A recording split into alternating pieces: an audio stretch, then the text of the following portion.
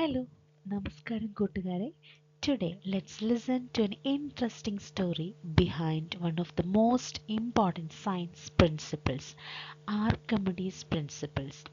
അപ്പോൾ നമ്മളിന്ന് എന്താ ചെയ്യാൻ പോകുന്നതെന്ന് എല്ലാ കൂട്ടുകാർക്കും മനസ്സിലായല്ലോ. നമ്മളിന്ന് പഠിക്കുന്നത് ആർക്കിമിഡീസ് പ്രിൻസിപ്പിളിനെ കുറിച്ചാണ്. അതും ഒരു കഥയിലൂടെയാണ് നമ്മൾ പഠിക്കുന്നത്. So ready, let's go. അപ്പോൾ നമുക്ക് കഥ തുടങ്ങാം അല്ലേ? നമ്മുടെ ഗ്രീസിലെ ഒരു രാജാവ്, ആ രാജാവിന് നല്ലൊരു ക്രൗൺ വേണം. അതും പ്യോർ ഗോൾഡിൽ ഉണ്ടാക്കിയ ക്രൗൺ ആയിരിക്കണം. അപ്പോൾ ഈ ക്രൗൺ ഉണ്ടാക്കാൻ വേണ്ടി നമ്മുടെ രാജാവ് ഗോൾഡ് സ്മിത്തിനെ വിളിക്കുന്നു. ഗോൾഡ് സ്മിത്തിന് ഈ ടാസ്ക് കൊടുക്കുന്നു. അപ്പോൾ ഗോൾഡ് സ്മിത്ത് എന്ത് ചെയ്തു? ഇതിന് ശേഷം കുറച്ച് ദിവസം കഴിഞ്ഞ് ഇത് ഉണ്ടാക്കി കൊണ്ടുവന്നു. അപ്പോൾ നമ്മുടെ കിങ്ങിന് ഒരു സംശയം, is this crown made of pure gold or has the gold Smith cheated me? കണ്ടോ, അതായത് ഉണ്ടാക്കിയിരിക്കുന്ന പ്യോർ ഗോൾഡിൽ തന്നെയാണോ, അല്ലെങ്കിൽ എന്നെ ചീറ്റ് ചെയ്തോ?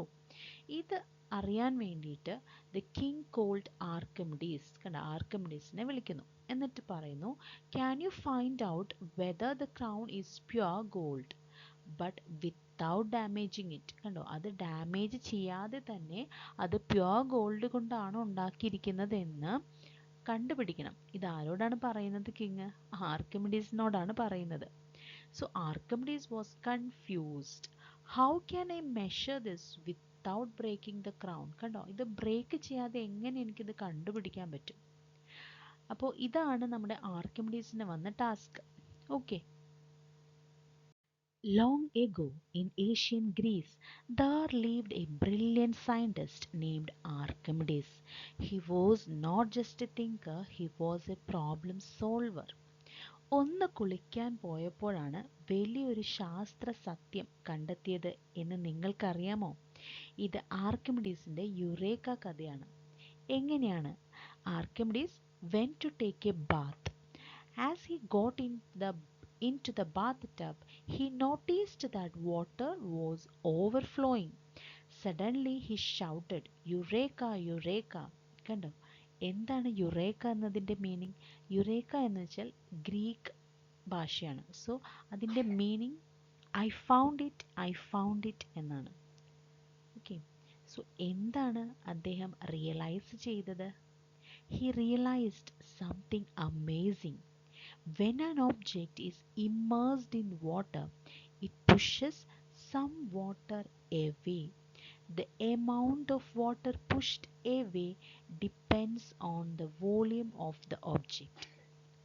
This was the idea behind what we now called Archimedes' principle. So what is Archimedes' principle? It says when a body is partially or fully immersed in a fluid, it experiences an upward force called buoyant force, equal to the weight of the fluid it displaces. So what did Archimedes do? അപ്പോൾ Archimedes ഈ ഒരു principle കണ്ടുപിടിച്ചു അല്ലേ? So ഈ ഒരു principle വെച്ച് എങ്ങനെയാണ് Archimedes ആ ക്രൗൺ പ്യുവർ ഗോൾഡ് വെച്ചിട്ടുള്ളതാണോ എന്ന് കണ്ടെത്തിയത്? നോക്കാം. He took the crown and a lump of pure gold, both of equal weight. കണ്ടോ, ഈക്വൽ വെയിറ്റിൽ തന്നെയുള്ള നമ്മുടെ ക്രൗണിൻ്റെ അതേ വെയിറ്റിൽ തന്നെ ഉള്ള ഒരു ലംബ് ഓഫ് പ്യുവർ ഗോൾഡും കൂടെ അദ്ദേഹം എടുത്തു.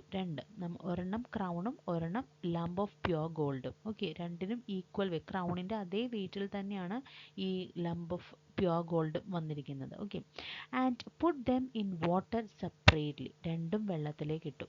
He observed the crown displaced more water than the gold.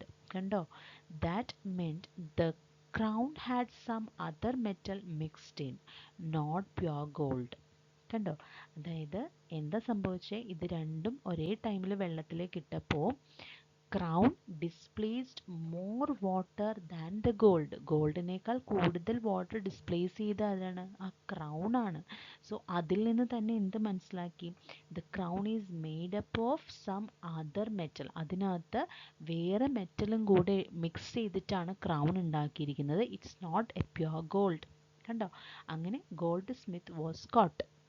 കണ്ടോ, അപ്പോൾ എന്താണ് ശരിക്കും ഈ ഒരു സ്റ്റോറി, അല്ലെങ്കിൽ ഒന്ന് കുളിക്കാൻ പോയപ്പോൾ തന്നെ നമ്മൾ പറയണല്ലോ, ആ ഒരു ചെറിയൊരു സമയത്തേക്ക് അദ്ദേഹം കണ്ടുപിടിച്ചൊരു വലിയൊരു കാര്യമാണ് നമ്മുടെ സയൻസ് വന്ന ഒരു വലിയൊരു ഡിസ്കവറി അല്ലേ. ഒരു ആർക്കിമിഡീസ് പ്രിൻസിപ്പിൾ തന്നെ ഉണ്ടായി. അതിൽ നിന്ന് നമ്മൾ കുറേ കാര്യങ്ങൾ പഠിക്കുന്നുണ്ട് അല്ലേ. ബോയൻറ്റ് ഫോഴ്സ് എന്നുള്ളൊരു കോൺസെപ്റ്റ് വന്നു.